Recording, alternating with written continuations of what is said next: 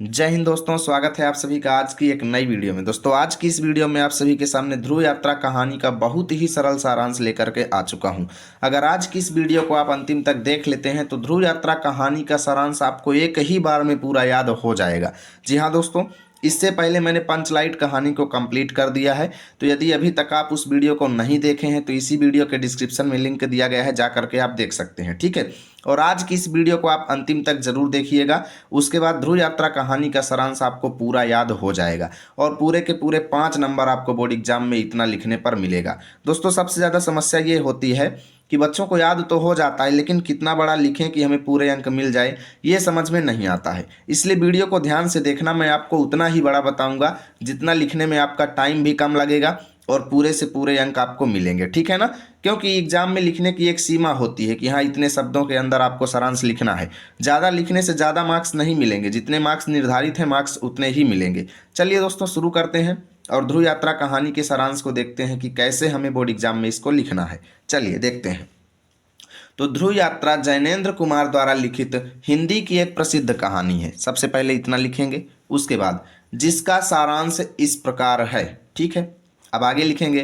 राजा रिपुदमन उत्तरी ध्रुव की यात्रा सफलतापूर्वक पूर्ण करके यूरोप के नगरों की बधाइयाँ लेते हुए मुंबई और फिर वहाँ से दिल्ली आते हैं। ठीक है, उत्तरी ध्रुव की यात्रा उन्होंने कंप्लीट कर लिया है और यूरोप के नगरों में कांग्रेचुलेसन लेते हुए, खुशियों का माहौल बनाते हुए मुंबई आए और फिर मुंबई से दिल्ली आ गए। ठीक है भैया।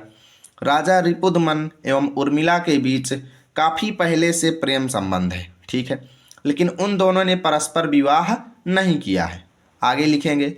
रिपुदमन विवाह को बंधन मानते हैं किंतु प्रेम को सत्य मानते हैं। रिपुदमन का कहना यह है कि प्रेम ही सत्य है, जबकि विवाह जो है वो एक बंधन है। ठीक है, अब उर्मिला के पास राजा रिपुदमन की एक संतान भी है, ये बात भी आप याद रखेंगे।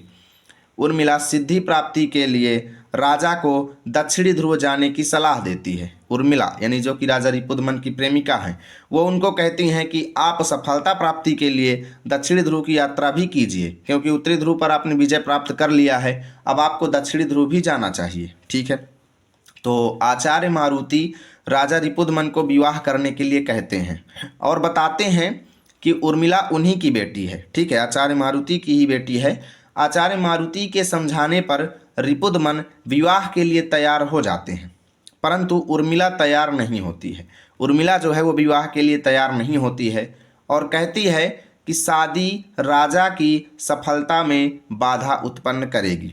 अगर वह शादी कर लेंगे तो वह अपनी सफलता को प्राप्त नहीं कर पाएंगे, यानी उनकी जो दक्षिणी ध्रुव की यात्रा है वो सफल नहीं हो पाएगी, उर्मिला का ऐसा कहना है। ठीक है, इसलिए वह राजा को दक्षिणी ध्रुव जाने की जिद करती है, जबरदस्ती भेजना चाहती है कि पहले आप दक्षिणी ध्रुव की यात्रा को सफल कर लीजिए, उसके बाद फिर हम शादी करेंगे। ठीक है, जिससे रिपुदमन दक्षिणी ध्रुव की यात्रा पर निकल गए। जबरदस्ती कहने पर, जिद करने पर वो निकल ही गए।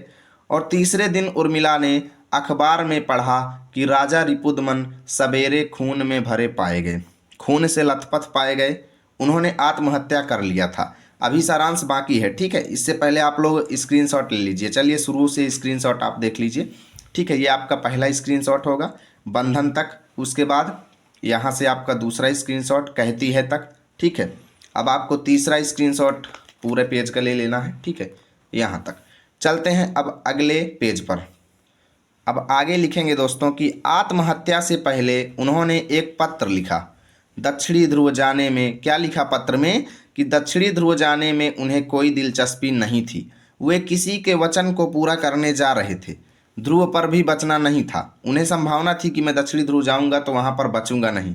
ठीक है, इसलिए उन्होंने आत्महत्या कर लिया और यहीं पर से यह कहानी समाप्त हो जाती है।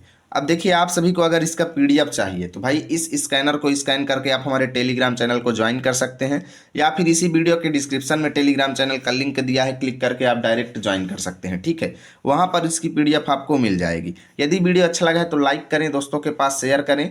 मिलेंगे आप सभी के साथ अगली वीडियो में, तब तक के लिए जय हिंद जय भारत।